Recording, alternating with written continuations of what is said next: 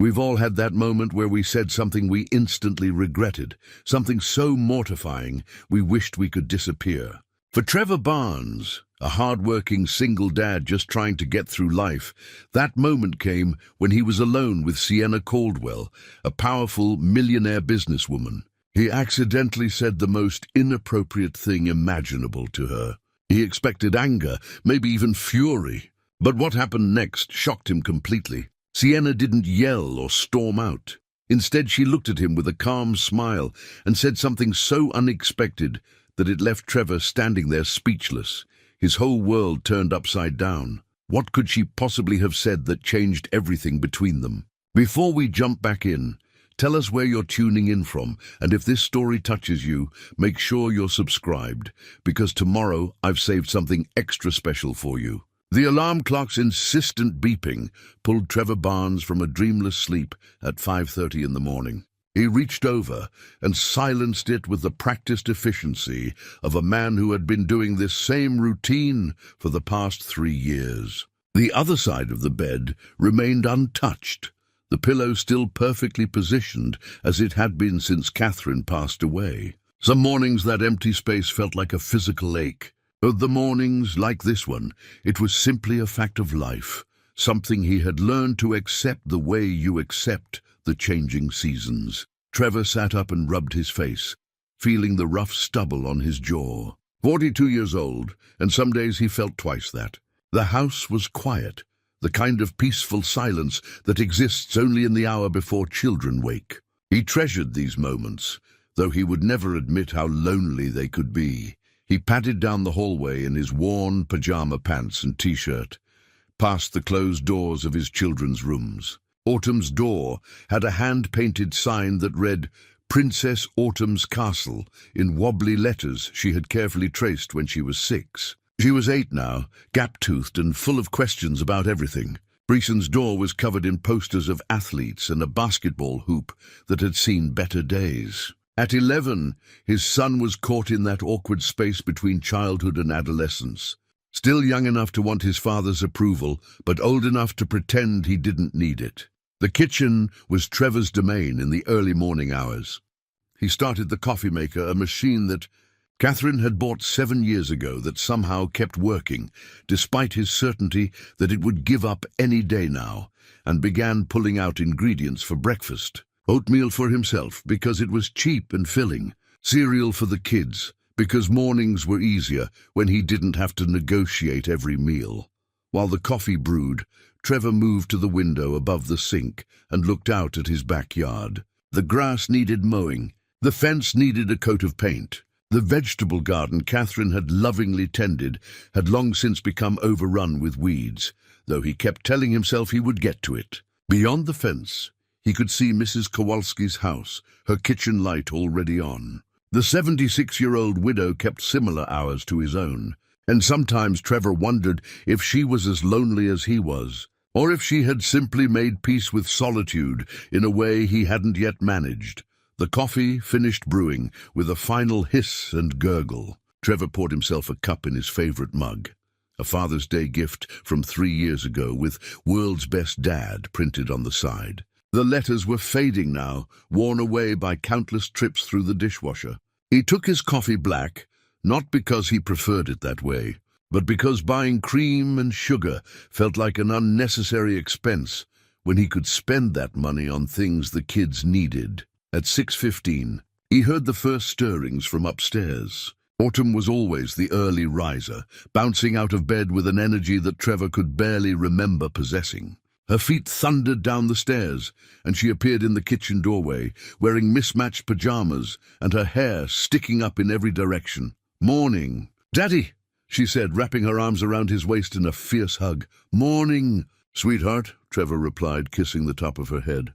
She smelled like children's shampoo and sleep. "Sleep well." "I dreamed about dolphins," Autumn announced, releasing him and climbing onto one of the kitchen chairs. They were purple and could fly, and they sang songs that made flowers grow. "Sounds like a pretty good dream," Trevor said, setting a bowl of cereal in front of her. Bryson appeared 20 minutes later, moving slowly, his eyes half closed. He grunted something that might have been a greeting and slumped into his chair. Trevor didn't take it personally. The boy had never been a morning person. "Big math test today," Trevor reminded him gently.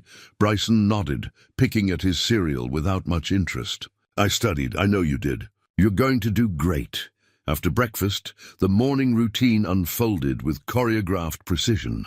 Backpacks were checked, lunches were packed, permission slips were signed.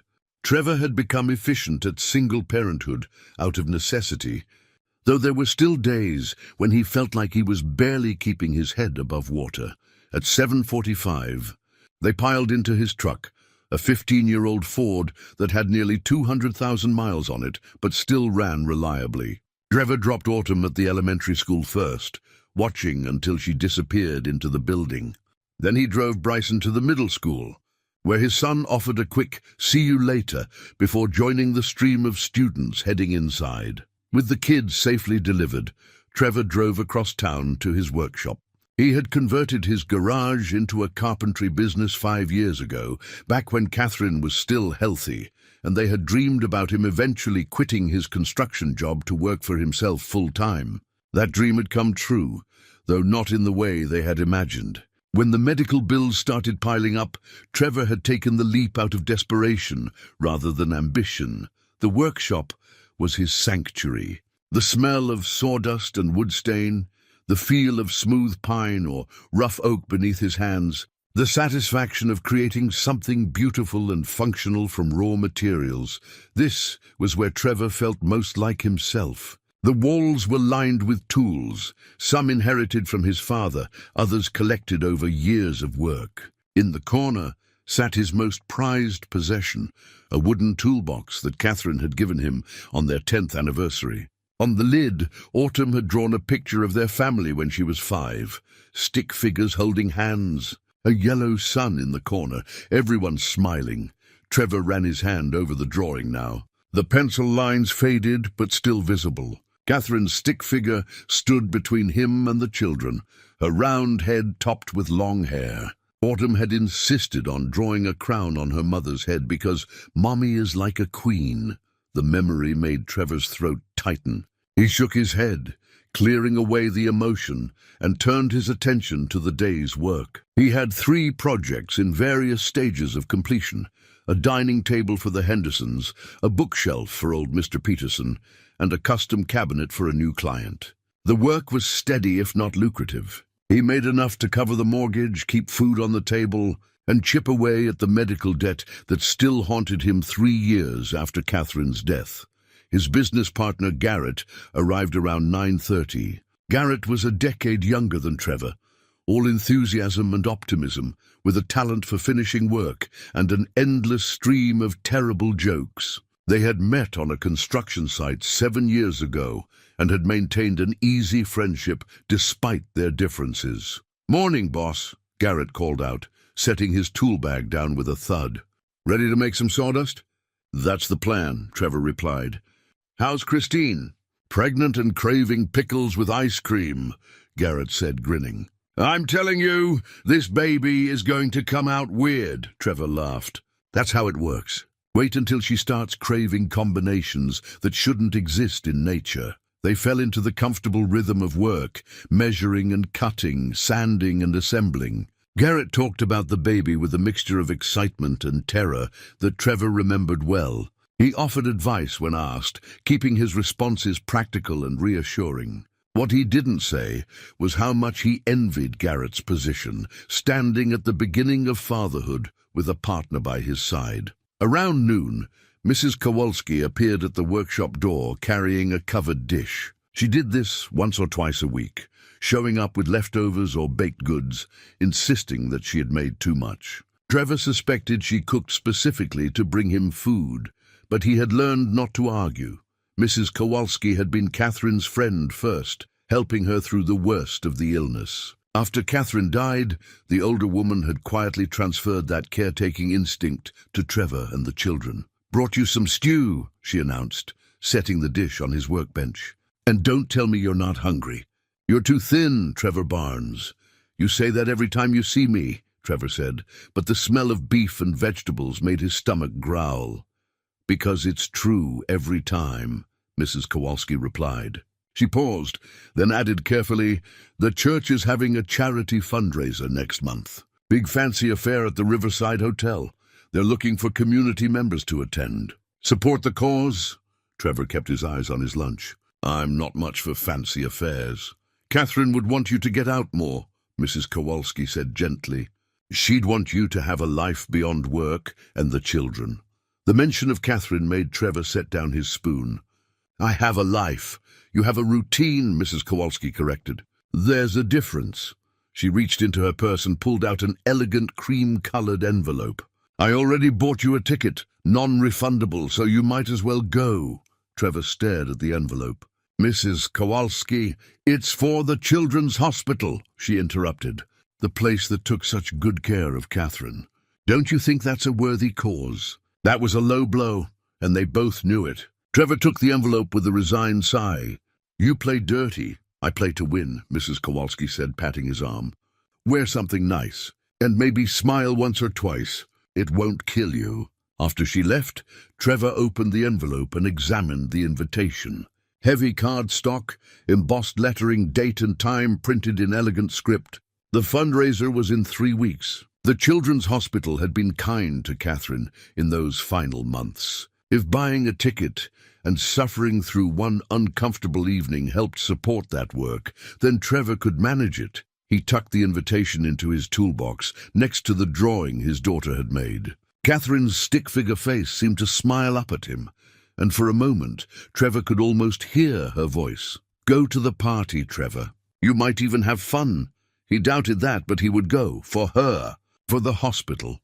That evening, after picking up the kids and making dinner, Trevor sat at the kitchen table with a stack of bills. The medical debt loomed largest, a number so large it felt almost abstract. He paid what he could each month, chipping away at it slowly, knowing it would take years to clear. At 8 o'clock, he tucked Autumn into bed, reading her 2 chapters from their current book. At 9, he checked on Bryson, who was already half asleep with his book lying open on his chest. Trevor removed the book, turned off the light, and pulled the door mostly closed.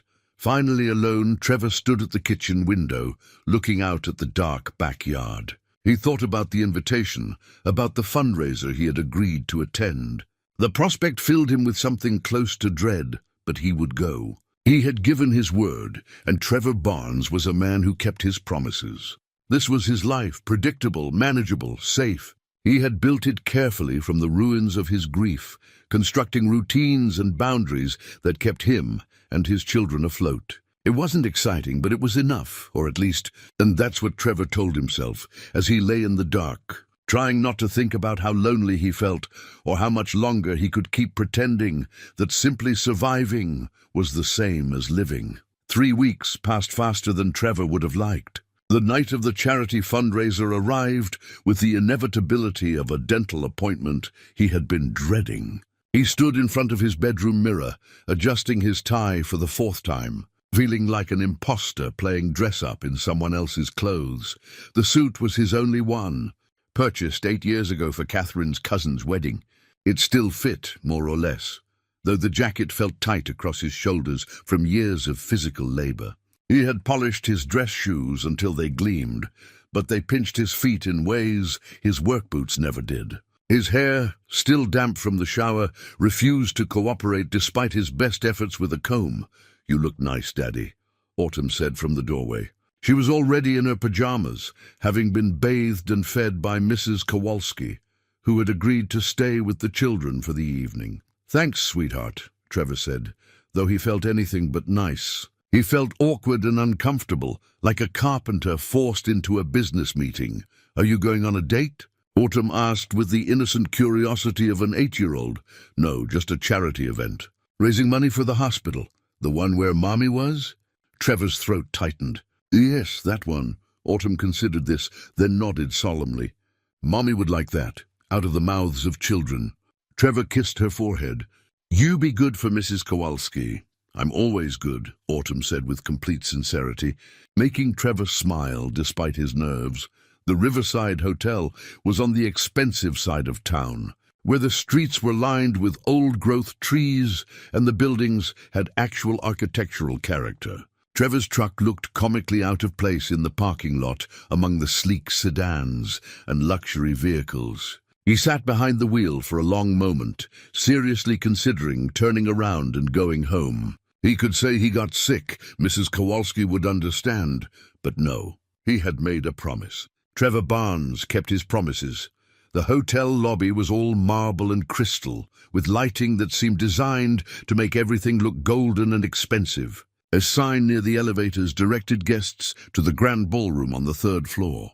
Trevor followed a well-dressed couple toward the elevators, feeling increasingly certain this had been a terrible mistake. The grand ballroom lived up to its name. Crystal chandeliers hung from a ceiling, painted with ornate designs. Round tables covered in white linens filled the space, each set with china and glassware that probably cost more than Trevor's monthly grocery budget. A small orchestra played classical music from a raised platform at one end of the room. Men in tuxedos and women in evening gowns mingled, holding champagne flutes and laughing at jokes Trevor would never hear. He accepted a glass of water from a passing waiter. Champagne at these events was never free, and found his assigned table near the back. Better to be inconspicuous. He could sit through dinner, applaud politely during the speeches, write a modest additional check if his conscience demanded it, and leave without embarrassing himself. That was the plan. Anyway, 20 minutes into awkward small talk with his table mates, a retired banker and his wife, both pleasant enough but clearly from a different world, Trevor excused himself to find the restroom. He needed a moment to breathe, to remind himself he only had to endure another 2 hours of this. The hallway outside the ballroom was blessedly quiet. Trevor walked past the restrooms, drawn by the promise of a window at the far end that looked out over the city. He stood there, hands in his pockets, watching the lights below and thinking about his kids. Probably watching a movie with Mrs. Kowalski right now. Safe and happy and unaware of how much their father felt like a fish out of water. Not much of a party person either. Trevor turned, startled. A woman stood a few feet away, holding a champagne flute, and regarding him with an expression that might have been amusement. She was striking in a way that made Trevor's brain momentarily stop working. Tall, elegant, wearing a dark blue dress that probably cost more than his truck payment. Her hair was pulled back from her face, highlighting sharp cheekbones and intelligent brown eyes. There was something almost intimidating about her composed beauty. Sorry, Trevor managed, his voice coming out rougher than intended. "The party," she said, gesturing back toward the ballroom with her glass. "You have that look of someone who would rather be anywhere else. Is it that obvious?" "Only to someone wearing the same look," she said with a slight smile. She moved to stand beside him at the window, maintaining a respectful distance. These events are necessary but exhausting. Everyone performing their roles, saying the right things, writing the right checks. Trevor nodded, unsure how to respond. Up close, she was even more beautiful, and he found himself suddenly, acutely aware of his ill-fitting suit and scuffed shoes. "I'm Sienna," she said, extending her hand. "Trevor." He shook her hand, noting the firm, confident grip. "Trevor Barnes. What brings you here tonight, Trevor Barnes?" "The guilt, mostly," he answered honestly. "A friend bought me a ticket and insisted I attend. The hospital being honored tonight. They took good care of my wife before she passed." Sienna's expression softened with genuine sympathy. "I'm sorry for your loss." 3 years ago, Trevor said, then wondered why he was sharing this with a complete stranger. "I have 2 kids. We're doing okay. That must be difficult. Managing everything alone. You do what you have to do." Trevor shifted his weight, uncomfortable with the attention. "What about you? What brings you here?" "Obligation," Sienna said. "My company is one of the sponsors. I'm expected to make an appearance, smile appropriately, and demonstrate corporate social responsibility. That sounds cynical, does it?" Sienna considered this. "Perhaps, though the cynicism comes from the performance aspect, not the cause itself. The hospital does important work. I'm happy to support it. I just wish it didn't require quite so much." She waved her hand vaguely. "Theater." Trevor found himself smiling. "I know exactly what you mean. They stood in companionable silence for a moment, watching the city lights. Trevor tried to think of something clever to say, something that would keep this conversation going, but his mind had gone blank. She was beautiful and successful, and clearly out of his league in every measurable way. What did a carpenter have to say to someone like her? "Your dress is very nice," he finally offered, immediately wanting to kick himself. Nice? That was the best he could do? "Thank you," Sienna said, though there was a new spark of amusement in her eyes. Trevor's brain, desperate to fill the silence, kept talking before he could stop it. The color suits you. And the way it fits is—" He made a vague gesture that was supposed to indicate elegance, but instead drew attention to her figure. "Your breasts are big." The words hung in the air like a grenade, with the pin pulled. Trevor's face went from normal to crimson in approximately half a second. His mind, which had been unhelpfully supplying words moments ago, now offered only a screaming void of horror. Had he actually just said that out loud? To a complete stranger at a charity event? "I meant—" he started, but there was no recovery from this, none. "That came out wrong. I was trying to say the dress, not I didn't mean to comment on your—" He was drowning, flailing, desperate for the floor to open and swallow him whole. This was worse than any nightmare he had ever had. This was the sort of story people told about spectacularly awful moments, the kind that made listeners wince in sympathetic embarrassment. Sienna regarded him with an expression Trevor couldn't quite read. He braced himself for the slap, the furious tirade, the security guards being summoned to remove the creep who sexually harassed guests in the hallway. Instead, she took a slow sip of her champagne, her eyes never leaving his face. When she lowered the glass, there was the ghost of a smile playing at the corners of her mouth. "Well," she said, her voice calm and measured, "I suppose I should be flattered you noticed. Most men at these events are too busy trying to impress me with their portfolios to actually look at me." She paused, letting Trevor's mortification reach its absolute peak. But for future reference, there are more subtle ways to express admiration. Trevor wanted to die, actually cease existing, evaporate into mist. "I'm so sorry," he managed. "That was completely inappropriate and disrespectful, and I have no excuse, except that apparently my brain stopped working and my mouth just kept going and—" "Trevor," Sienna interrupted gently. He stopped talking, his face still burning. "Breathe," she instructed.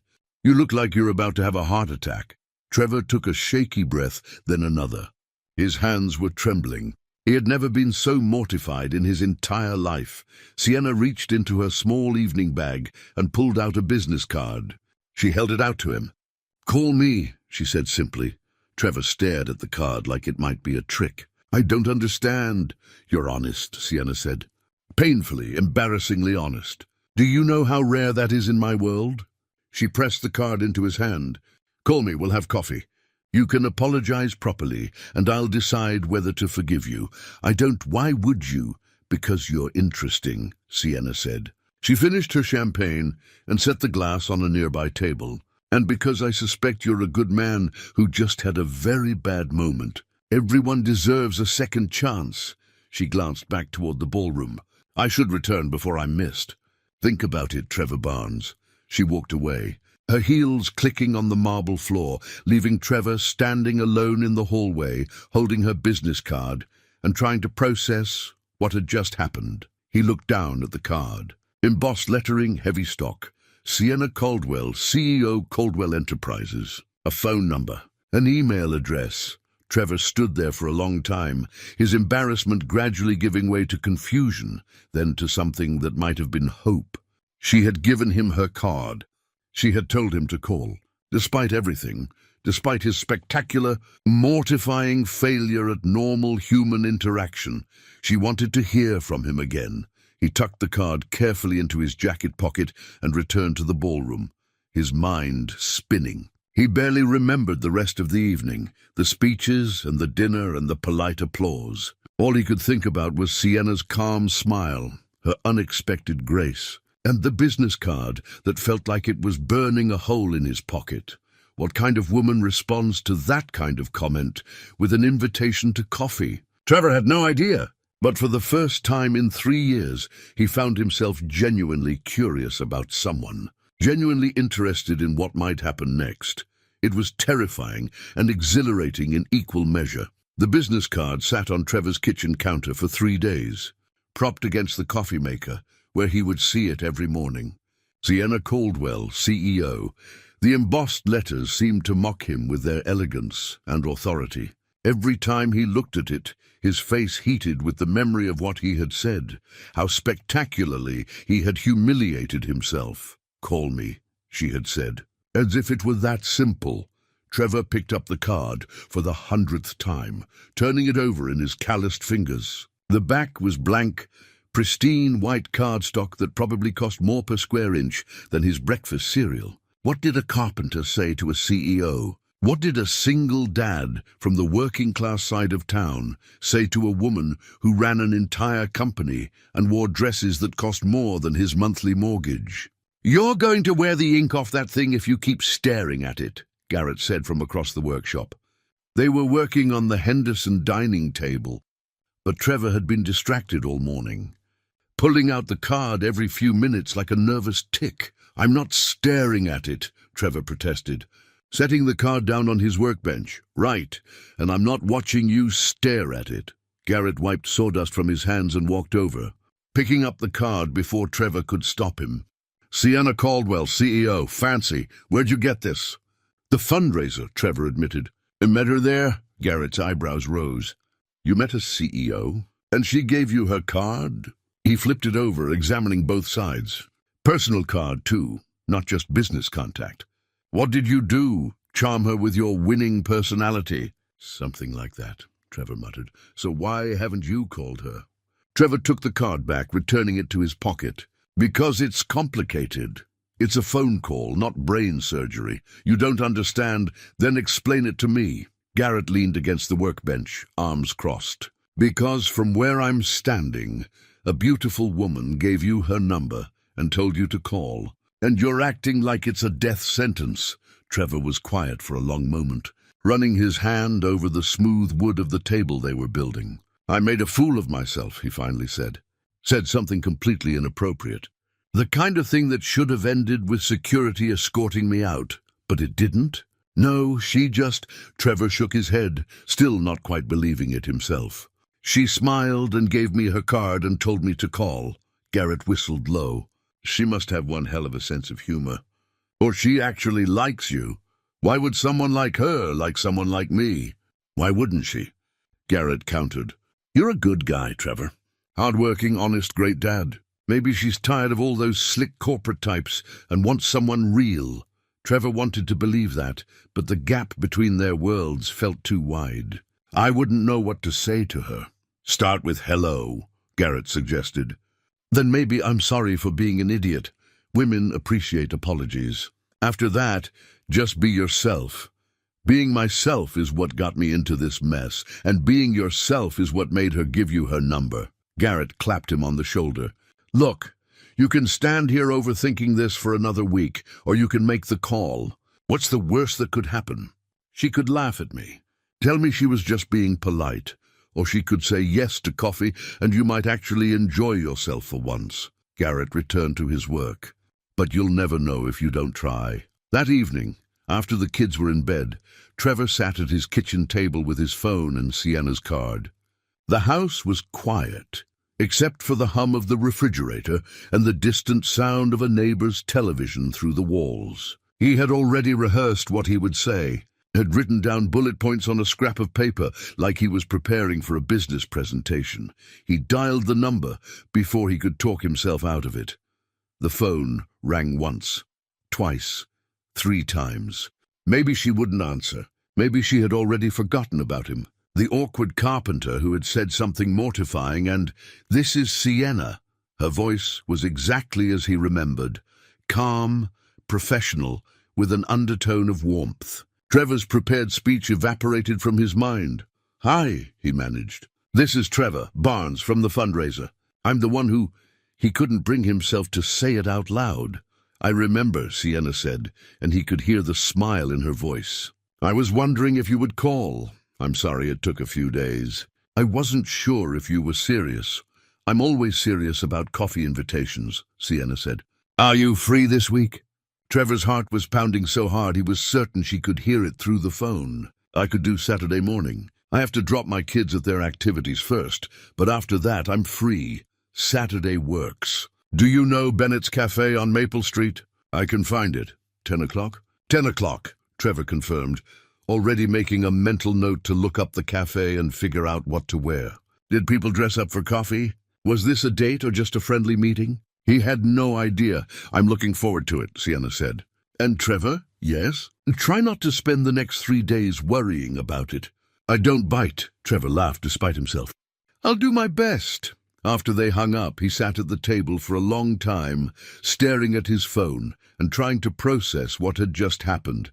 He had a coffee date with Sienna Caldwell, the woman he had completely embarrassed himself in front of, who had somehow found that charming enough to want to see him again. Daddy? Trevor looked up to find Autumn standing in the doorway, her stuffed rabbit tucked under one arm. What are you doing up, sweetheart? I heard you talking. She climbed into his lap, fitting against him the way she had since she was a toddler. Were you talking to the lady from the party? Trevor should have known better than to think he had any secrets from his daughter. Yes, we're going to have coffee on Saturday. Autumn was quiet for a moment, processing this. Do you like her? I don't really know her yet, Trevor said honestly.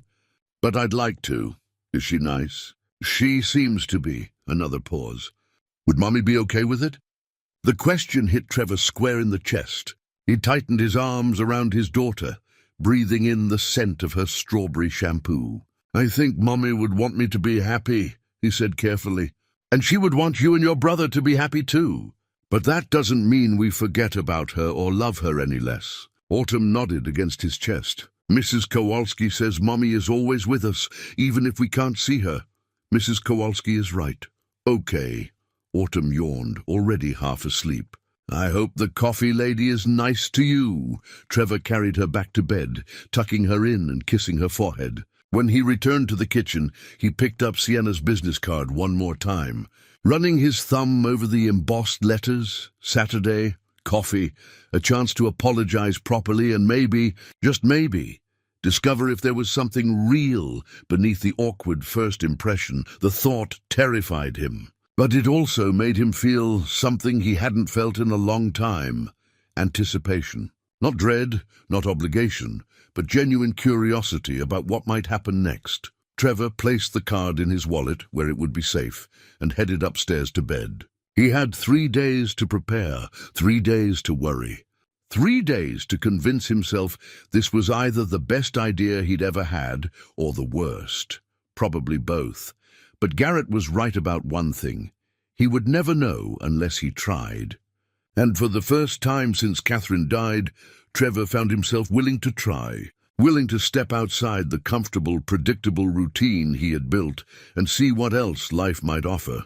It was terrifying. But as he lay in the dark, staring at the ceiling, Trevor realized he was also smiling. Saturday morning arrived with the kind of perfect autumn weather that made everything feel possible. Trevor dropped Bryson at basketball practice and Autumn at her art class, then drove across town to Bennett's Cafe with his hands gripping the steering wheel a little too tightly. He had changed his shirt 3 times that morning, finally settling on a simple blue button-down that Garrett had once told him brought out his eyes.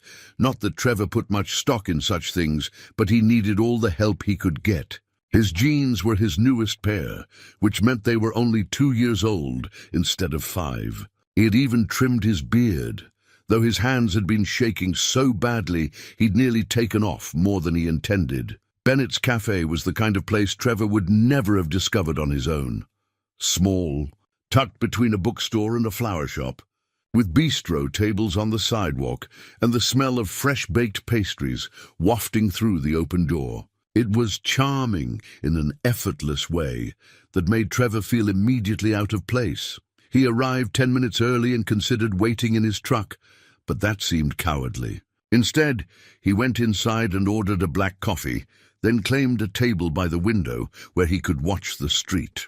His coffee grew cold as he waited, his leg bouncing with nervous energy. Sienna arrived exactly at 10 o'clock. Trevor saw her through the window first, walking down the sidewalk with the same confident grace she had displayed at the fundraiser. Today she wore jeans, expensive-looking ones, but jeans nonetheless, and a cream-colored sweater that looked impossibly soft. Her hair was down, falling in dark waves past her shoulders. She looked more approachable than she had in her evening gown, but no less beautiful. Trevor stood as she entered, nearly knocking over his cold coffee in the process. "Hello, Trevor," Sienna said, and her smile seemed genuine, warm even. "Have you been waiting long?" "Just a few minutes," he lied.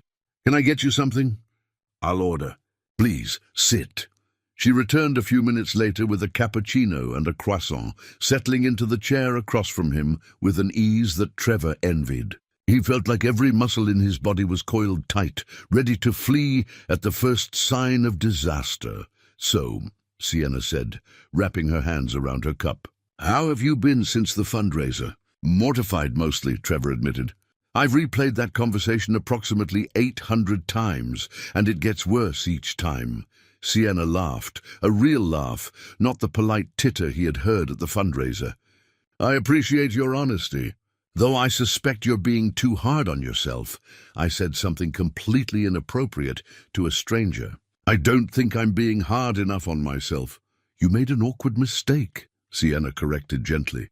"There's a difference between that and being deliberately offensive. I could tell you were horrified the moment the words left your mouth." Trevor rubbed his face, still feeling the heat of embarrassment.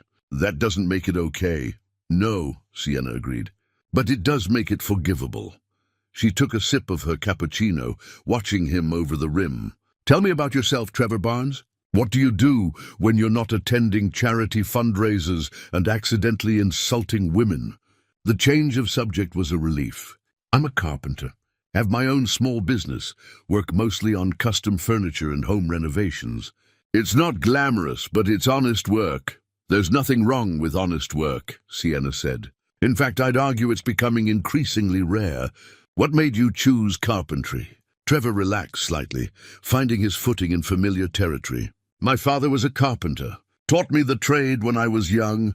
There's something satisfying about working with your hands, creating something that will last. Taking raw wood and turning it into something beautiful and functional. I never get tired of it." "That sounds wonderful. Do you have pictures of your work?" Trevor pulled out his phone, showing her photos of recent projects. The dining table, a bookshelf, a custom cabinet with intricate joinery. Sienna leaned forward, genuinely interested, asking questions about techniques and wood selection. Her attention made Trevor more animated than he had been in months, explaining the difference between hardwoods, demonstrating with hand gestures how certain joints fit together. "You love it," Sienna observed. "I can hear it in your voice." "I do," Trevor admitted. "It's one of the few things that make sense to me. You put in the work, you get results. No politics, no games. Just skill and effort." "I envy that clarity," Sienna said, something wistful crossing her face. "My world is all politics and games." "What is it you do exactly?" "The card just says CEO, Caldwell Enterprises. We do commercial real estate development. I inherited the company from my late husband 5 years ago. Inherited the debt too, actually. Spent the last few years turning it around, making it profitable again." She paused. "It's been exhausting and rewarding in equal measure." The mention of her late husband shifted something in the conversation. Trevor set down his coffee. "I'm sorry. I didn't know you had lost someone too. How would you know?" "I don't exactly lead with that information." Sienna's expression softened. "But yes, car accident 5 years ago. He was 43. We had been married for 12 years. My wife was 38 when she passed," Trevor said quietly. "Cancer. We fought it for 2 years, but—" He didn't finish the sentence. "He didn't need to, children?" Sienna asked gently. "2. Autumn is 8, Bryson is 11. They're the reason I get up every morning, the reason I keep going when everything feels too hard. That must be incredibly difficult, raising them alone." Trevor shrugged. "You do what you have to do. They needed a parent who was present, not someone drowning in grief. So I learned to be present. Most days, anyway.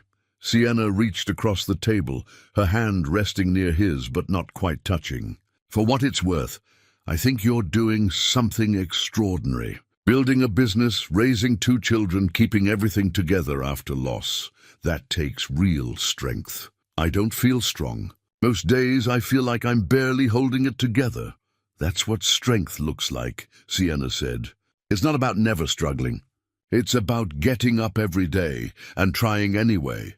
They sat in silence for a moment, the weight of shared understanding settling between them. Trevor had expected this coffee meeting to be awkward, full of small talk and surface-level pleasantries. Instead, they had somehow arrived at something deeper, more honest. "Can I ask you something?" Trevor said. "Of course. Why did you give me your card? After what I said, you had every right to walk away and never think about me again." Sienna considered the question, her fingers tracing the rim of her cup. "Because you were real," she finally said. "Everyone at those events is performing, saying what they think they should say, being who they think they should be. You were just yourself, awkward and honest and mortified. It was refreshing." Most people wouldn't find mortification refreshing. Most people haven't spent the last 5 years surrounded by people who want something from them, Sienna said. "Money, connections, access. You didn't even know who I was. You weren't trying to impress me or use me. You were just a nervous man who said something stupid and immediately regretted it. That kind of authenticity is rare in my world." Trevor absorbed this, not quite sure what to make of it. "I'm not sure authenticity is worth much when it comes wrapped in inappropriate comments." Sienna laughed again, and Trevor found himself smiling despite his embarrassment. Fair point. But I'm willing to overlook the delivery if the intentions were good." "They were," Trevor assured her. "Terrible execution, but good intentions. Then we'll consider it forgiven." Sienna pulled a napkin toward her and borrowed a pen from her purse, writing something down. She slid the napkin across to him. "This is my personal cell phone, not the business line on the card. If you'd like to do this again, coffee, conversation, no fundraisers required, call me." Trevor looked at the number written in neat, precise handwriting. "You're sure? Because I don't want you to feel obligated." "Trevor," Sienna interrupted gently, "I don't do things out of obligation.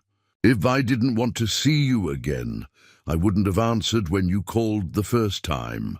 "Okay," Trevor said, carefully folding the napkin and putting it in his wallet. "I'd like that. To see you again, I mean." "Good." Sienna glanced at her watch. "I hate to cut this short, but I have a meeting at 11. Corporate social responsibility waits for no one."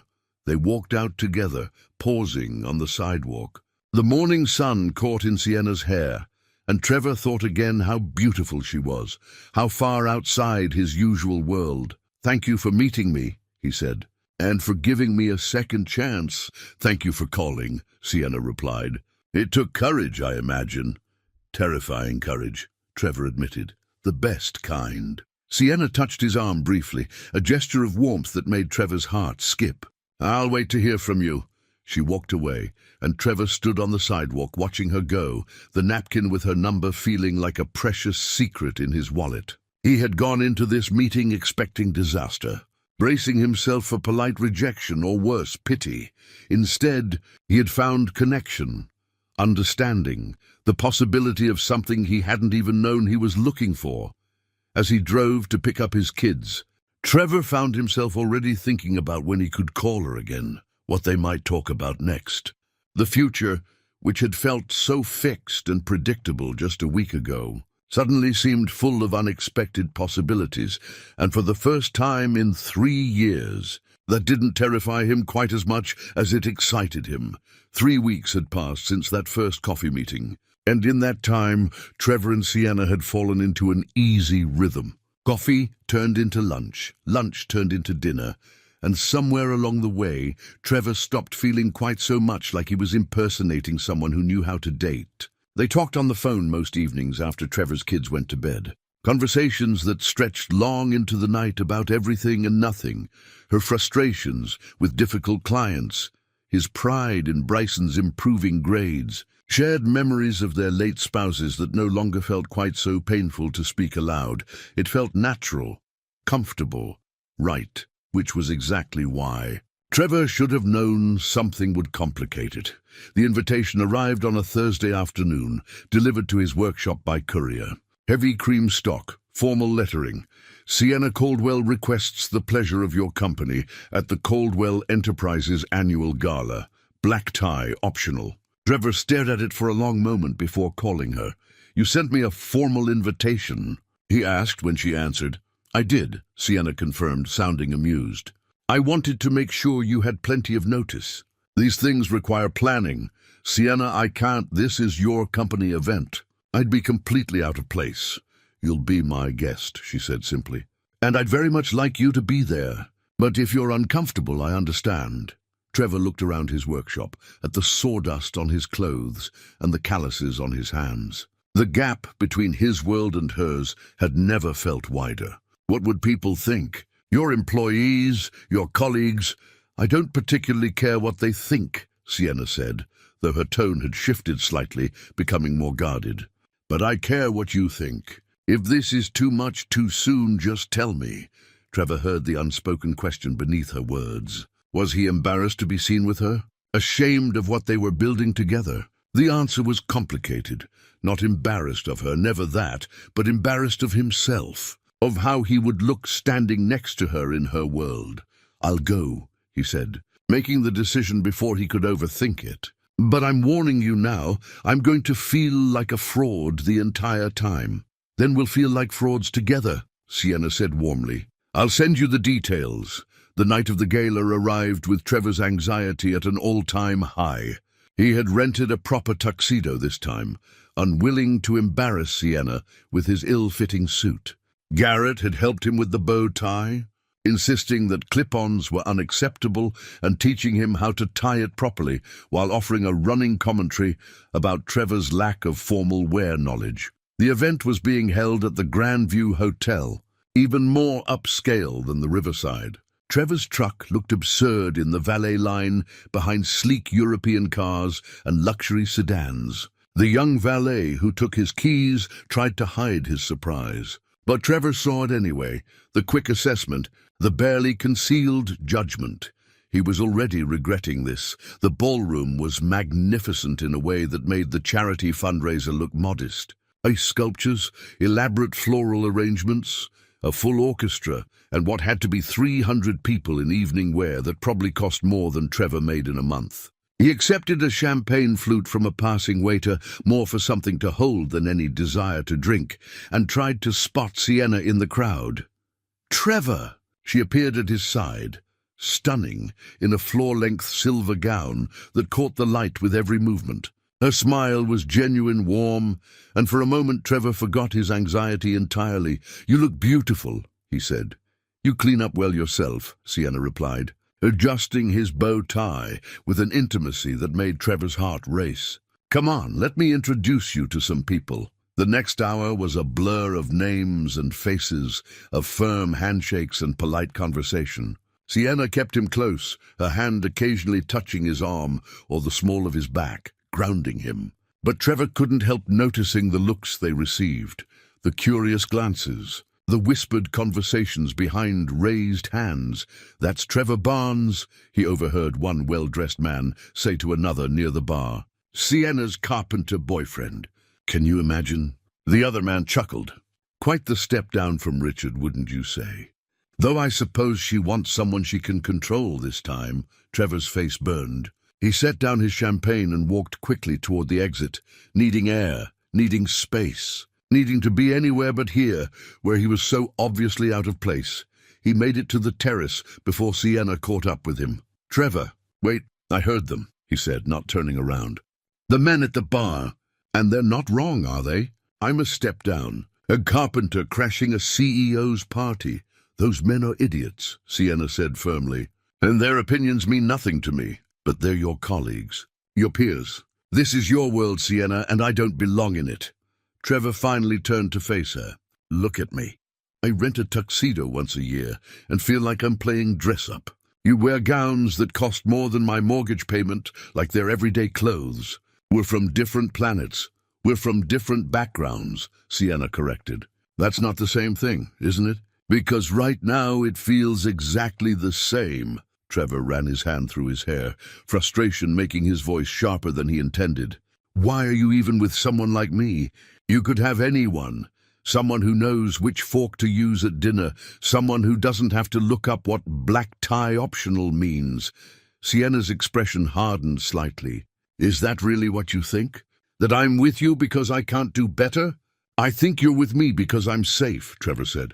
Because I'm so far removed from your usual world that I can't hurt you the way Richard's death hurt you. I'm convenient. The words hung between them, harsh and cutting. Sienna's face went pale, then flushed with anger. How dare you, she said quietly. How dare you tell me why I'm with you, as if I don't know my own mind? Then tell me, Trevor challenged.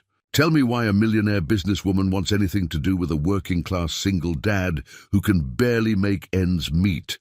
Because you're real. Sienna's voice rose, drawing glances from guests who had wandered onto the terrace. She lowered it again, stepping closer. Because when you talk to me, you see me, not my company or my money or what I can do for you. Because you make me laugh. Because you're a good father and a skilled craftsman, and you're honest even when it's uncomfortable. Because being with you feels like coming home after years of living in a hotel. Trevor shook his head. That's not enough. Not when every person in that ballroom is looking at us and thinking the same thing. What is she doing with him? I don't care what they think. Well, I do. Trevor's voice cracked. Because I'm the one who has to stand there and be judged, be found wanting, be the charity case on your arm. Sienna stepped back as if he had slapped her. Is that what you think you are? A charity case? Trevor wanted to take the words back the moment they left his mouth, but it was too late. The damage was done. He could see it in her eyes, the hurt and disappointment. Maybe this was a mistake, Sienna said softly. Maybe we were fooling ourselves thinking we could bridge this gap. Maybe we were, Trevor agreed. His heart breaking even as he said it. They stood in silence, the sounds of the party drifting out from the ballroom, laughter and music, and the tinkling of glasses. All the markers of a world Trevor didn't belong to, had never belonged to, and probably never would. I should go, he finally said. Sienna nodded, not meeting his eyes. I'll have the valet bring your truck around. Sienna, please don't, she interrupted. Not right now. Trevor left, walking through the hotel lobby and out into the cool night air. The valet brought his truck, still looking absurd among the luxury cars, and Trevor drove home in silence, his rented tuxedo feeling like a costume he couldn't wait to take off. When he got home, Mrs. Kowalski was asleep on his couch, the children safely tucked into their beds. He paid her, thanked her, and sat alone in his kitchen after she left, still wearing the tuxedo. Feeling like the biggest fool in the world, he had sabotaged something good because he couldn't get past his own insecurities. He had pushed away a woman who cared about him because he was too proud to accept that someone from her world might genuinely want someone from his. Trevor pulled out his phone. Looking at the picture, Sienna had texted him last week, the two of them at a diner, her laughing at something he had said, both of them looking genuinely happy. He had shown it to Bryson, who had studied it carefully before pronouncing, "She seems nice, Dad. Mom would like her." But Trevor had ruined it, because he was too insecure, too proud, too convinced that he didn't deserve happiness with someone like Sienna. The phone buzzed in his hand. A text from Sienna. "I'm sorry.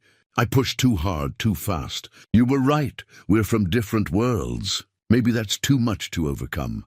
Trevor stared at the message, his thumb hovering over the keyboard. He wanted to call her, to apologize, to explain that he had been an idiot. But what would he say? That he was sorry for telling the truth. That he was sorry for being exactly who he was, a working-class carpenter who would never fit into her world. He set the phone down without responding and went upstairs to change out of the tuxedo. Tomorrow, he would return it to the rental shop and go back to his normal life, the workshop, the kids, the comfortable routines that kept him safe.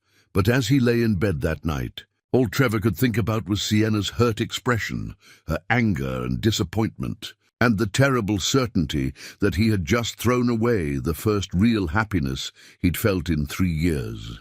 all because he was too afraid to believe he deserved it. A week passed in heavy silence. Trevor threw himself into work with an intensity that worried Garrett, sanding wood until his arms ached and staying in the workshop long after he should have gone home.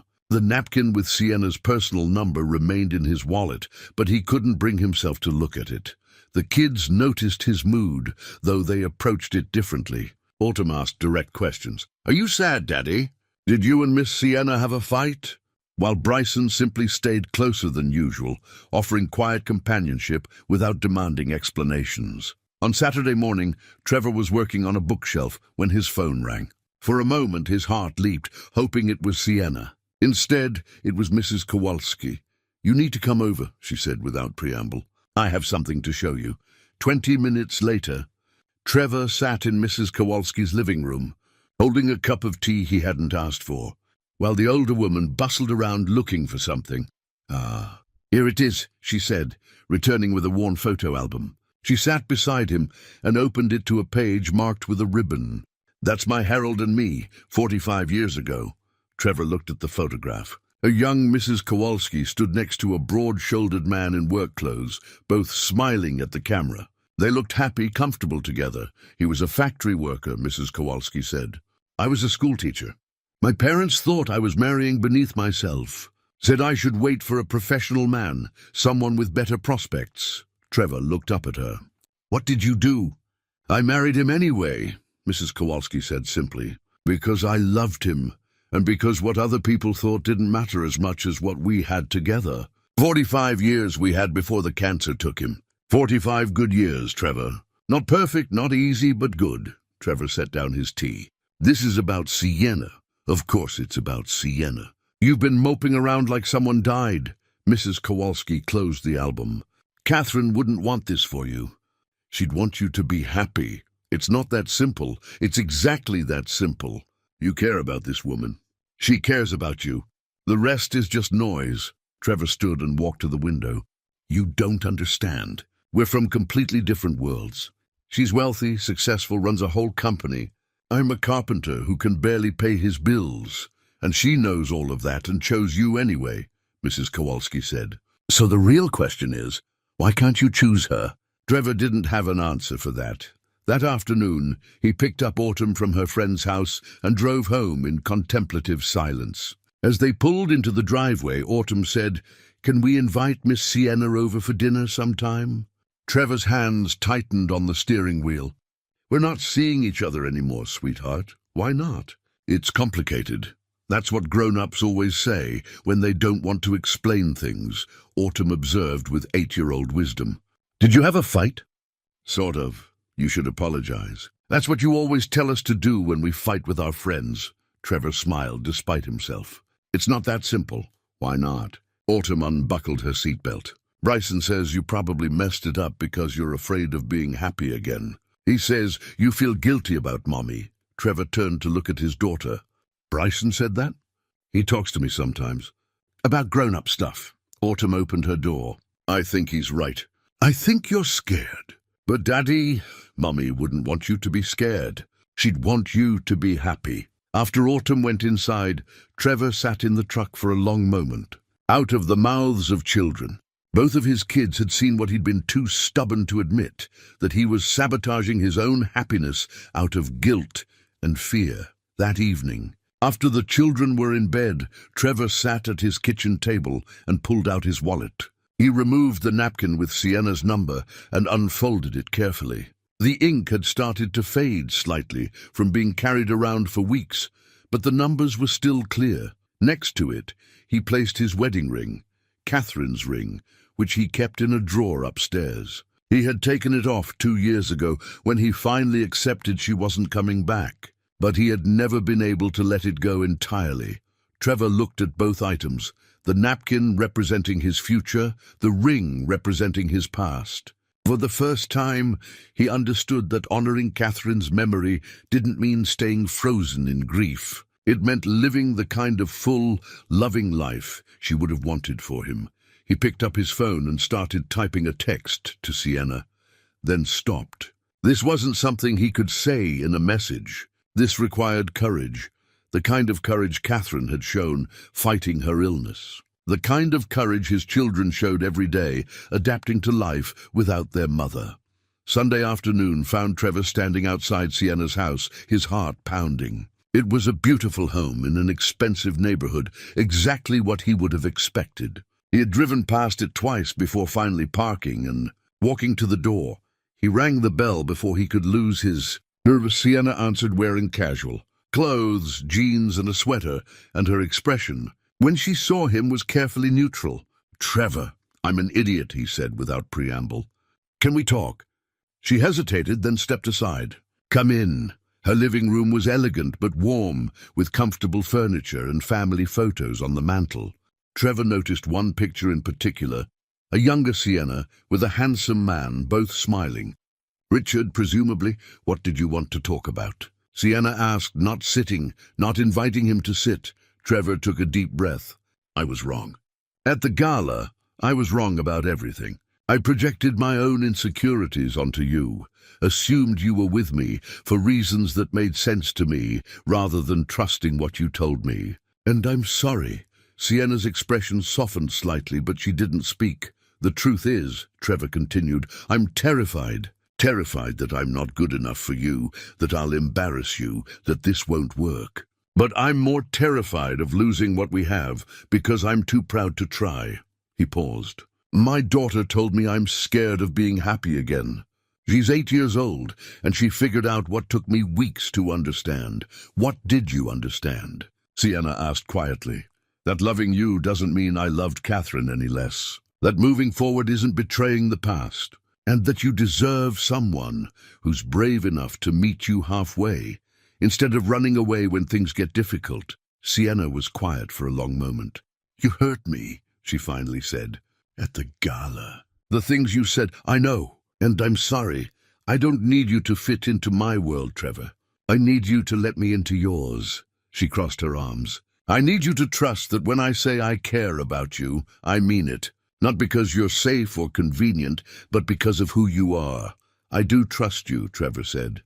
"I just don't trust myself. But I'm willing to work on that if you'll give me another chance." Sienna studied him, and Trevor saw the moment her decision shifted. "One chance," she said. "And this time, when you feel insecure or out of place, you talk to me instead of assuming the worst." "Deal," Trevor said, relief flooding through him. "Good." Sienna moved closer. "Because I've missed you. And I'm tired of pretending I don't care whether we work this out." Trevor reached for her hand. "I've missed you too."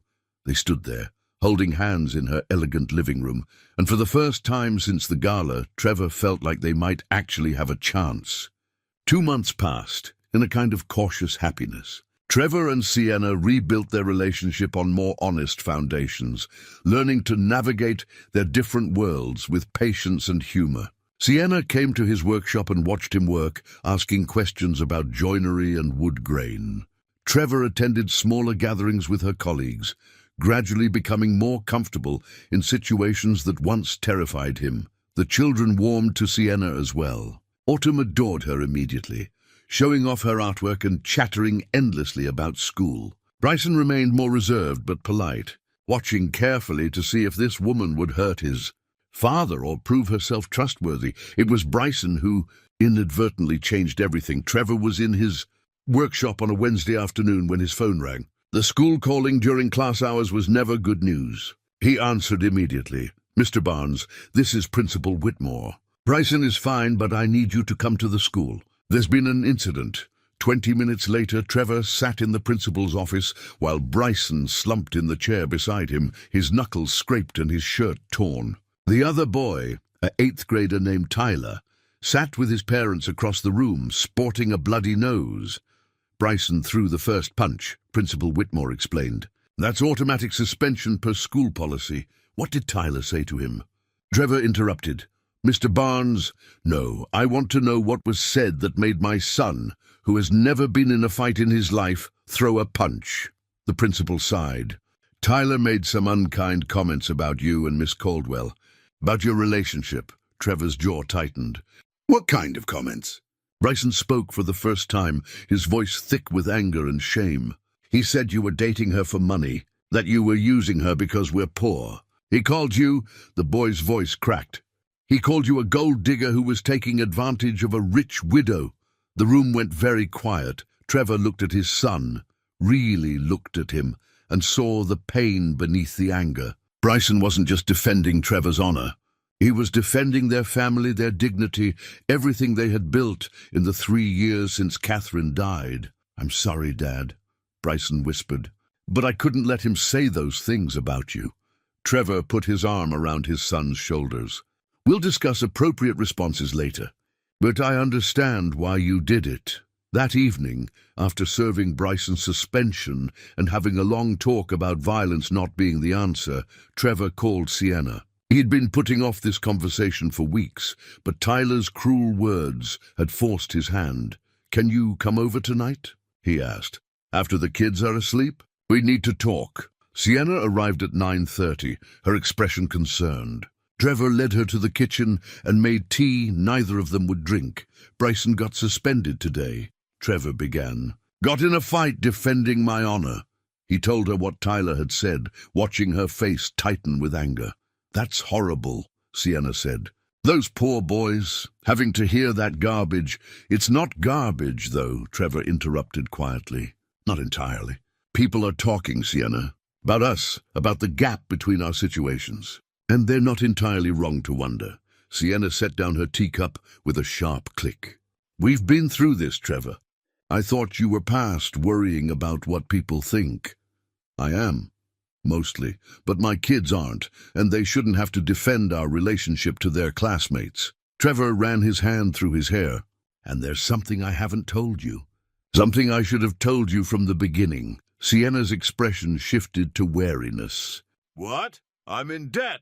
"Serious debt. Medical bills from Catherine's treatment. We had insurance, but it didn't cover everything. I've been paying it down slowly, but I still owe almost $80,000. Trevor forced himself to meet her eyes. "So, when people say I'm with you for your money, part of me wonders if they're seeing something I'm trying not to see in myself. You think you're using me?" Sienna's voice was carefully controlled. "No, but I can't help wondering if, somewhere subconsciously, your wealth makes this easier. Makes my life easier. And that thought makes me sick." Sienna stood and walked to the window, her back to him. Trevor waited, his heart pounding. "I have something to tell you, too," she finally said. "Something I should have told you weeks ago." Trevor's stomach dropped. "What?" Sienna turned to face him. "When Richard died, the company was drowning. He had made some poor investments, trusted the wrong people. We were on the verge of bankruptcy." She paused. "I didn't inherit wealth, Trevor. I inherited debt. $2 million of it." Trevor stared at her. "What?" "I spent the first 2 years after his death just trying to keep the company afloat. Mortgaged everything, took out loans, worked 18-hour days. It's only in the last 3 years that I've actually turned a profit and started paying it all back." Sienna's laugh was bitter. "I'm a millionaire on paper, Trevor. In reality, I'm still climbing out of a hole. Why didn't you tell me?" "For the same reason you didn't tell me about your debt. Pride, shame, fear that you'd see me differently." She moved closer. "Everyone assumes I'm wealthy, that I have it all figured out. The truth is, I'm terrified most of the time. Terrified I'll make the wrong decision and lose everything. Terrified I'll end up alone because no one wants to deal with my complicated life." Trevor stood, processing this revelation. "So we're both broke. Technically, I'm asset-rich and cash-poor. You're just broke." Sienna smiled slightly. "But yes, we're both struggling financially in ways people don't see." Something shifted in Trevor's chest, a weightlifting that he hadn't even known he was carrying. "I thought you were so far above me. Unreachable. I thought you were uncomplicated," Sienna countered. "That your life was simple and straightforward while mine was a mess." "Turns out we're both messes. Just different kinds." Trevor laughed, then Sienna joined him. And suddenly they were both laughing with the kind of relief that comes from finally telling the truth. "I can't believe we've been circling around this for months," Trevor said. "I can't believe we were both too proud to just be honest." Sienna reached for his hand. "So what now? Do we keep pretending to be people we're not, or do we try being who we actually are?" "I vote for honesty," Trevor said. Even if it's messy, especially because it's messy. Sienna squeezed his hand. Trevor, I don't care about your debt. I care about you and your children. The money will work itself out. And I don't care about your complicated business situation. I care about you, Trevor paused. Though I have to admit it's a relief knowing you're not some untouchable millionaire. I'm very touchable, Sienna said with a smile. Just very busy paying off loans. They stood in his modest kitchen, holding hands and finally seeing each other clearly for the first time, not as a wealthy CEO and a struggling carpenter, but as two people trying to build good lives from the wreckage of loss, both carrying burdens they had been too ashamed to share. My kids need to know this, Trevor said. Especially Bryson. He needs to know I'm not using you. And my employees need to know you're not with me for my money, Sienna agreed. Not that I care what they think, but you do, and that matters. How do we do that? Sienna considered. We could start by just being ourselves. Stop pretending. Stop hiding our struggles. Let people see the truth instead of their assumptions. That sounds terrifying. It does, Sienna agreed. But probably less terrifying than continuing to hide. Trevor pulled her closer, wrapping his arms around her. She fit against him perfectly, her head resting on his shoulder. For the first time since they met, Trevor felt like they were actually standing on level ground, not carpenter and CEO, not struggling single dad and successful businesswoman, but two people who understood what it meant to fight for survival and try to build something better. Thank you, he said quietly. For what? For trusting me with the truth. For not being perfect. Trevor kissed the top of her head. For being real. Thank you for the same, Sienna replied. Though I'm still not happy about what those boys said to Bryson. Neither am I, but at least now I know the truth. And truth is something we can work with. They stood together in the quiet kitchen, holding each other and finally understanding that what they had was built on something more solid than money or status. It was built on shared struggle, mutual respect, and the courage to be vulnerable with each other. It wasn't perfect, but it was real. And real, Trevor was learning, was worth more than any amount of wealth. The revelation changed everything and nothing at once. Trevor and Sienna were still the same people, facing the same struggles. But now they faced them together, without pretense, without the weight of unspoken secrets. A week after their honest conversation, Sienna called Trevor with an unexpected proposition. I have a business opportunity I want to discuss with you, she said. Can we meet for lunch? They met at a small restaurant halfway between his workshop and her office. Sienna arrived with a leather portfolio that she set on the table between them. Caldwell Enterprises is renovating our headquarters, she began without preamble. We need custom woodwork throughout. Conference tables, reception desk, office furniture, wall paneling in the executive suite. It's a 6-month project worth roughly $200,000. Trevor nearly choked on his water. $200,000. I want to offer you the contract, Sienna continued.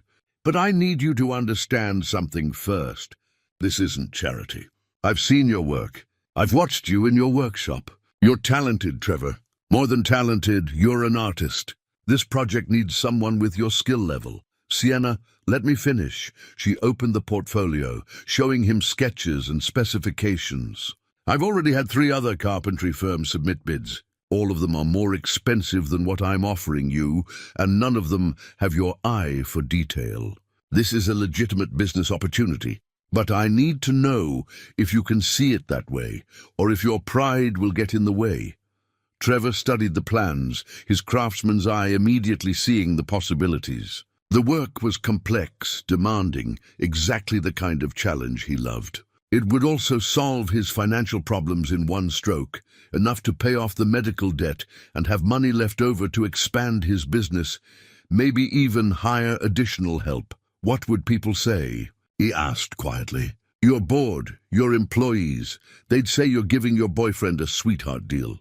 Let them say it, Sienna replied. I'm offering you fair market value for exceptional work. If our relationship bothers them, that's their problem, not ours. Trevor looked at the numbers again. Fair market value, she'd said. Not charity, not pity. A genuine contract based on his skills. I'd need to bring Garrett on full time, he said, thinking aloud. Maybe hire another apprentice. This is too much work for just me. The timeline allows for that.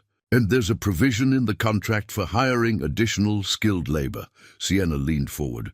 Trevor, I've spent the last 3 years rebuilding my company. I know what it's like to need a break, to need someone to take a chance on you. I'm taking that chance, but only if you can accept it without feeling like you owe me anything beyond good work. Trevor thought about Bryson, about the fight, about the boy defending his father's honor against accusations of being a gold digger. He thought about Catherine, about the medical debt that had hung over him like a cloud for 3 years. He thought about pride and practicality, about what it meant to accept help versus accepting an earned opportunity. I want to say yes, he said carefully, but I need time to think about it, to make sure I can do this right, that I can deliver what you need without our relationship complicating things. Fair enough, Sienna said. Take a few days. But Trevor, don't say no because you're afraid of what people might think. Say no, only if you genuinely don't want the work. That evening, Trevor sat at his kitchen table with the contract Sienna had left him. The specifications were detailed, professional, exactly what a legitimate business proposal should look like. There was nothing in it that suggested favoritism or special treatment, just a straightforward offer for skilled work at fair compensation. What's that? Bryson asked, appearing in the doorway. A job offer. A big one. Trevor gestured to the chair across from him. Want to talk about it? Bryson sat, and Trevor explained the opportunity, the scope of the work, the money, the fact that it came from Sienna's company. He watched his son's face carefully, looking for signs of discomfort or concern. That's a lot of money, Bryson said finally. It is. Would it pay off Mum's medical bills? Trevor's throat tightened. He hadn't realized Bryson knew about those. Yes, it would. Bryson was quiet for a long moment. Tyler said you were using Miss Sienna for money. But it's not using someone if you're working for it, right? If you're earning it? No, Trevor agreed. It's not. Then you should take it. Bryson looked at his father directly. Mom would want those bills paid off. And Miss Sienna is nice. She wouldn't offer if she didn't think you could do it. When did you get so wise? I've been listening to you my whole life, Bryson said with a slight smile. I had to pick up something. After Bryson went to bed, Trevor pulled out the photo album he kept on the shelf, the one filled with pictures of Catherine. He flipped through it slowly, remembering their life together, the dreams they'd had, the plans that cancer had stolen. On the last page was a photo from their 10th anniversary, the day she'd given him the toolbox that still sat in his workshop. Catherine was smiling at the camera, radiant despite being already sick, though they hadn't known it yet. Trevor had his arm around her, looking at her instead of the camera, the expression on his face one of complete adoration. I miss you, Trevor said quietly to the photograph. Every day I miss you, but I think I'm ready to move forward now. Not away from you, I'll never do that. But forward, toward something good. He traced her face with one finger. I hope you'd approve. I hope you'd like her. I think you would. He closed the album and sat in the quiet kitchen, thinking about second chances and new beginnings. Thinking about what it meant to honor the past while embracing the future. Thinking about love, not as something that replaced what came before, but as something that added to it, expanded it, made room for more. The next morning, Trevor called Sienna before he could second-guess himself. I want to accept the contract, he said. But I need to do this right. I want everything documented, everything professional. No special treatment, no shortcuts. If I'm going to do this, I'm doing it as a legitimate contractor, not as your boyfriend. I wouldn't have it any other way, Sienna replied. And he could hear the smile in her voice. And I want to be clear with your board and employees about our relationship. No hiding, no pretending. They deserve to know we're together, and they deserve to see that this contract is based on merit, not favoritism. Agreed. I'll arrange a meeting with the board next week. You can present your portfolio, show them your previous work. Let them see for themselves why I chose you. Trevor took a deep breath. Okay, let's do this. The board meeting was scheduled for the following Thursday. Trevor spent the week preparing, organizing photos of his best work, creating a presentation that showcased his skills and experience. Garrett helped him practice, playing the role of skeptical board member and asking difficult questions. "You've got this," Garrett assured him the night before the meeting. "Just be yourself. Show them what you can do." But being himself had never felt more terrifying. Tomorrow, he would stand in front of a room full of executives and make his case, knowing that some of them would be looking for any excuse to prove he was unqualified, that Sienna was making a mistake. That night, as Trevor tried to sleep, his phone buzzed with a text from Sienna. "Remember, you earned this opportunity. Walk in there like you know it."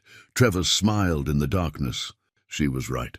He had earned this through years of hard work, dedication to his craft, and the skill he had spent a lifetime developing. The fact that the woman offering him the contract also happened to be someone he cared about didn't diminish his qualifications. He fell asleep thinking about the presentation, about the future, about the possibility of finally, truly moving forward, not just surviving, but building something new and good from the foundation of everything he'd learned through loss and struggle. Tomorrow would be the test. Tomorrow, he would prove to himself and to everyone else that Trevor Barnes, carpenter and single father, was exactly the right person for this job, and if he was very lucky, he might also prove that second chances in love, in business, in life, were worth the risk of reaching for them. Trevor arrived at Caldwell Enterprises 30 minutes early, wearing his best clothes, not a suit he had decided, but clean work pants and a button-down shirt that split the difference between his world and theirs. He carried a leather portfolio Garrett had lent him, filled with photographs of his work and detailed specifications of past projects. The building was modern glass and steel, intimidating in its corporate perfection. Trevor took a deep breath before entering, reminding himself that he belonged here not as Sienna's boyfriend, but as a skilled craftsman with something valuable to offer. The receptionist directed him to the top floor. Sienna met him at the elevator, looking every inch the CEO in a charcoal suit, her expression professionally neutral. "They're ready for you," she said quietly. "Remember, this is your show. I'm just another board member in there." "Thank you," Trevor said, "for believing I could do this." "I don't believe you can do this," Sienna corrected with a slight smile. "I know you can. There's a difference." The boardroom was exactly as intimidating as Trevor had imagined. A long, polished table surrounded by leather chairs, floor-to-ceiling windows overlooking the city, and 8 well-dressed executives who regarded him with expressions ranging from curious to openly skeptical. Sienna took her seat at the head of the table.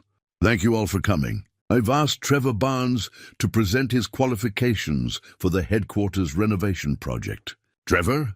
Trevor stood, fighting the urge to let his nerves show. He opened his portfolio and began, "My name is Trevor Barnes.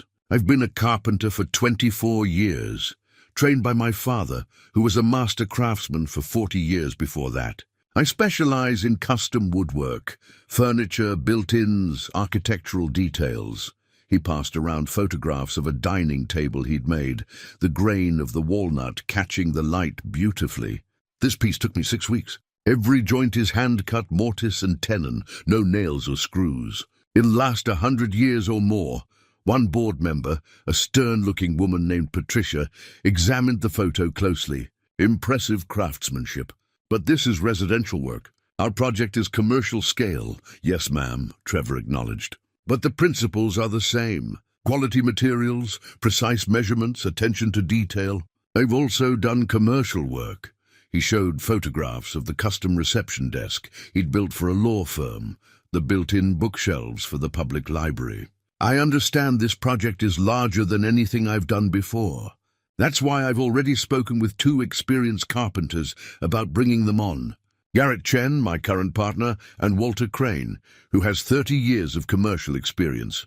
Another board member, an older man named Charles, leaned forward. "Let's address the elephant in the room. You're in a personal relationship with our CEO. How do we know this contract is based on merit and not favoritism?" Trevor had prepared for this question, but it still made his heart pound.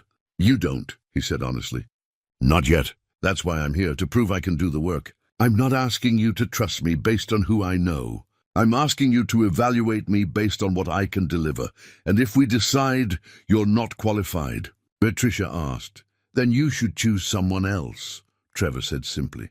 "I want this contract because it's the kind of work I love, because it would challenge me to grow as a craftsman. But I don't want it if you're only giving it to me to make Ms. Caldwell happy. That wouldn't be fair to you, to me, or to her."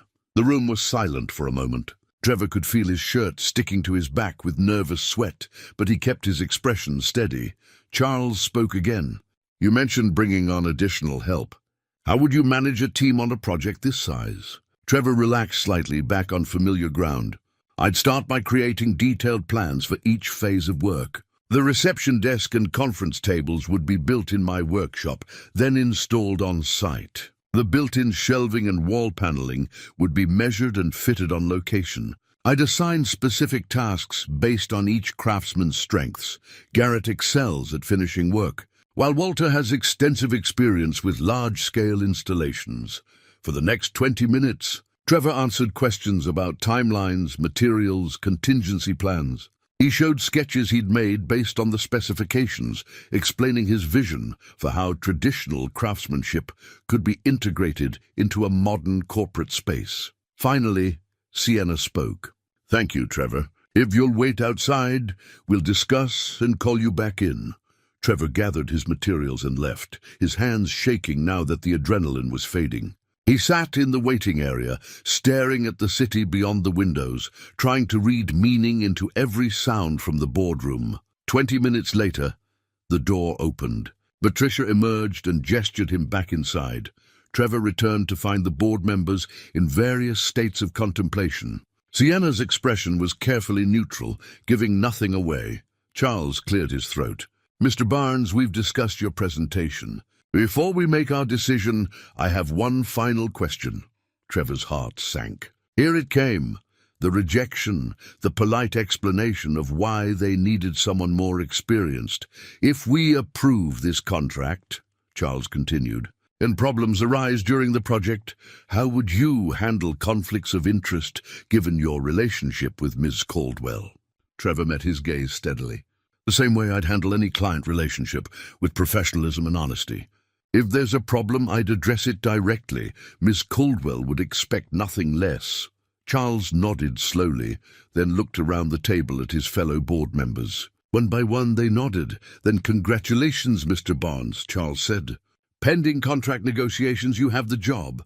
Trevor stood frozen for a moment, certain he had misheard. "I what?" "You have the job," Patricia said, and there was something approaching respect in her expression. "Your presentation was thorough, your work speaks for itself, and your honesty about the potential conflicts was refreshing. We'll have our legal team draw up the contracts." Trevor looked at Sienna, who was smiling now, no longer hiding behind professional neutrality. "Thank you," he managed. "All of you. I won't let you down." After the board members filed out, leaving Trevor and Sienna alone in the conference room, he sank into one of the leather chairs, his legs suddenly unsteady. "I did it," he said, more to himself than to her. "You did," Sienna confirmed, sitting beside him. "And you did it on your own merit. I'm proud of you." Trevor looked at her, really looked at her, seeing not the CEO or the wealthy businesswoman, but simply Sienna, the woman who had taken his mortifying comment with grace, who had been patient with his insecurities, who had trusted him with her own vulnerabilities, who had offered him an opportunity but made him earn it. "I need to tell you something," he said. Sienna's smile faded slightly. "That sounds ominous." "It's not. It's—" Trevor took a breath. "I'm in love with you." The words hung in the air between them, simple and profound. Sienna's eyes widened, her professional composure cracking to show genuine emotion beneath. "Trevor, I know we agreed to take things slow," he continued. "I know there's still a lot we're figuring out. But sitting in there presenting to your board, I realized something. I wasn't just fighting for the contract. I was fighting to prove I could be worthy of you. Not because of money or status, but because you deserve someone who's willing to work for what matters, who's willing to step outside their comfort zone and be brave. Sienna reached for his hand. You've always been worthy of me. You just needed to see it yourself. I'm starting to, Trevor said. Finally, and I'm starting to see that maybe we can make this work, not despite our different worlds, but because we're both willing to meet in the middle.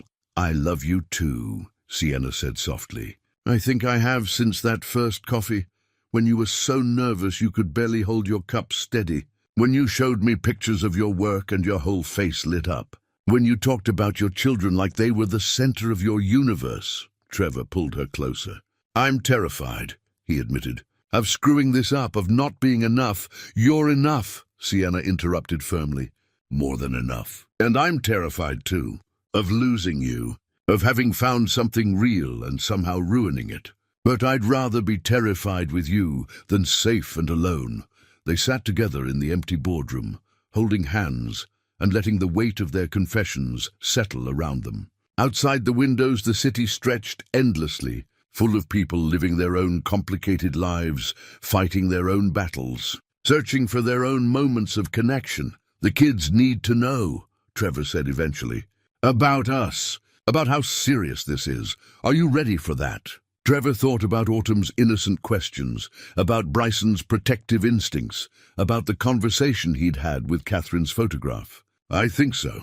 They like you. Autumn adores you and Bryson is warming up. But I need them to understand that you're not replacing their mother. You're adding to the family, Sienna finished. I understand. And I would never try to replace Catherine. She was their mother, and she'll always have that place in their hearts and yours. Thank you, Trevor said. For understanding that, Sienna squeezed his hand. I have something for you. She reached into her jacket pocket and pulled out 2 tickets. There's a concert next month. The symphony is doing an evening of classical pieces. Catherine's favorite composer is on the program. I saw it in one of the photos at your house. The CD collection. Trevor took the tickets, his throat tight with emotion. Brahms. Catherine had loved Brahms, had played his symphonies while cooking dinner, had called his music the sound of someone who understood heartbreak and beauty in equal measure. You remembered, he said. I pay attention, Sienna replied. I thought maybe we could go together, honor her memory while building ours. It was such a simple gesture, yet it meant everything. Sienna understood that moving forward didn't mean forgetting, that loving someone new didn't erase loving someone lost, that there was room in her heart for both grief and joy, both past and future. Trevor kissed her then. There in the empty boardroom where he had just proven himself, where he had just taken the first real step toward a future he hadn't dared to imagine 3 months ago. When they finally pulled apart, Sienna was smiling. So, Mr. Barnes, ready to renovate my headquarters and change both our lives? Absolutely terrified and completely ready, Trevor said. Which seems to be my natural state around you. Good, Sienna said. I'd hate for you to get bored. They left the building together, walking into the afternoon sunlight, both of them understanding that something fundamental had shifted. They weren't just dating anymore, weren't just cautiously exploring a connection. They were committed to the work, to each other, to building something real from the honest foundation they had finally established. It wouldn't be easy. There would still be challenges, still be moments when their different backgrounds created friction. But they would face those challenges together with honesty and courage and love. 6 months later, Trevor stood in the newly renovated headquarters of Caldwell Enterprises, running his hand along the reception desk he had built. The wood was cherry, selected for its warm tones and beautiful grain. Every joint was perfect, every surface smooth as glass. It was some of his finest work, and he felt a quiet pride looking at it. Dad, come look at this. Trevor turned to see Autumn running toward him across the polished lobby floor, Sienna following at a more measured pace, smiling at his daughter's enthusiasm. Bryson trailed behind them, trying to look too cool to be impressed, but failing to hide his interest in the elaborate built-in shelving that lined one wall. What do you think? Trevor asked his children. It's beautiful, Autumn said, spinning in a circle to take in the entire space. You made all of this? me, Garrett, and Walter. It was a team effort. Brighten approached the shelving, examining the joinery with the critical eye Trevor had been teaching him. "This is really good work, Dad. The corners are perfect." Coming from his 11-year-old son, it was high praise. Trevor felt his chest swell with emotion. The past 6 months had transformed more than just the Caldwell Enterprises headquarters. The contract had allowed Trevor to pay off Catherine's medical debt entirely. That crushing weight finally lifted from his shoulders. He had expanded his workshop, hired Walter permanently, and taken on Brighten as an apprentice on weekends. His son showed real talent, patient hands, and a good eye for detail. More importantly, Trevor and Sienna had built something solid together. It hadn't been without challenges. There were still moments when his insecurity flared, when her demanding schedule created tension, when they had to navigate the complicated dynamics of blending their very different lives. But they faced those challenges together now. With honesty and patience, Sienna had become a regular presence in their home, joining them for dinners and helping with homework, attending Autumn's art shows and Bryson's basketball games. She didn't try to be their mother. No one could replace Catherine. But she was becoming something equally important, a trusted adult who cared about them. Someone who expanded their family rather than trying to replace what they'd lost. "Can we show her?" Autumn asked, tugging on Trevor's sleeve. "Show me what?" Sienna asked, curious. Brighten pulled a folded piece of paper from his backpack. "Autumn made something. For you." Autumn unfolded it carefully, revealing a pencil drawing. It showed 5 stick figures holding hands. Trevor in the middle, Autumn and Brighten on one side, Sienna on the other. And there, sketched lightly in the background like a guardian angel, was a 5th figure with a crown on her head. "That's our family now," Autumn explained. "You and Dad and me and Brighten. And Mom is still there too, watching over us.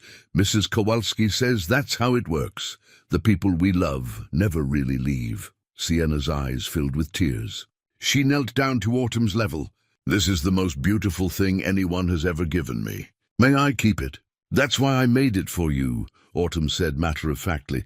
"So you'd know you're part of our family now."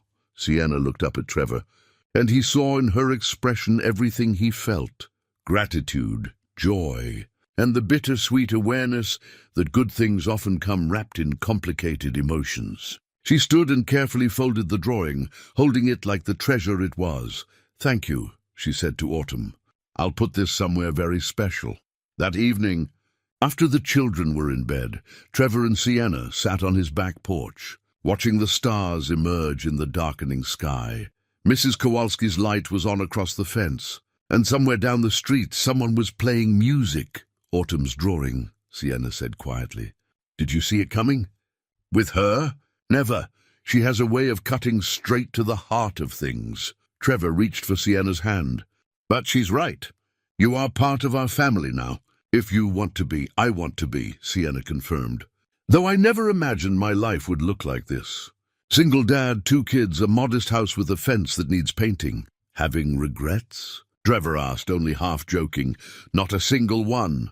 Sienna leaned her head on his shoulder. "I spent 5 years building a company, proving I could succeed, making more money than I knew what to do with.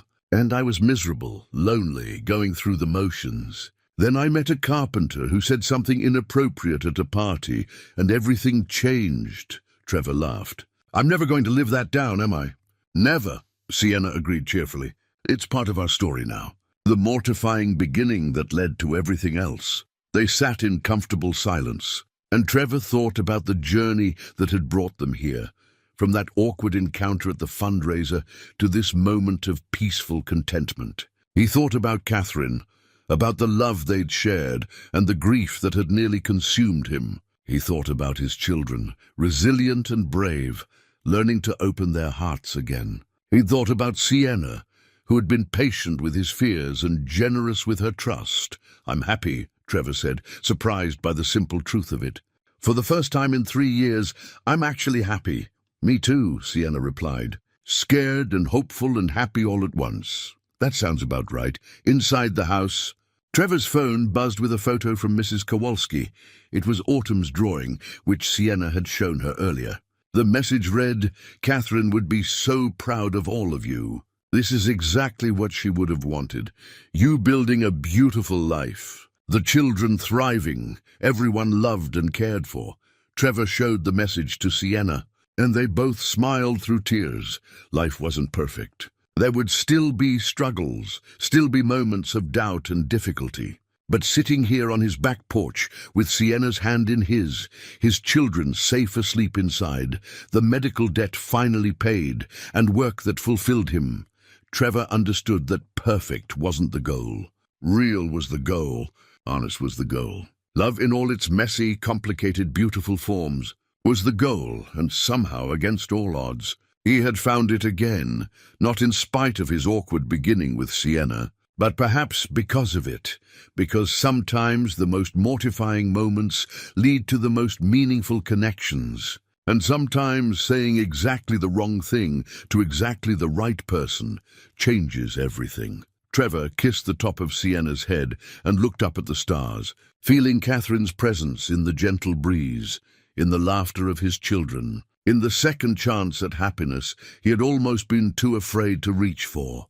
"Thank you," he whispered to the universe, to Catherine, to whatever force had brought Sienna into his life, and in the quiet evening, surrounded by love both old and new, Trevor Barnes finally understood that he didn't have to choose between honoring the past and embracing the future. He could do both.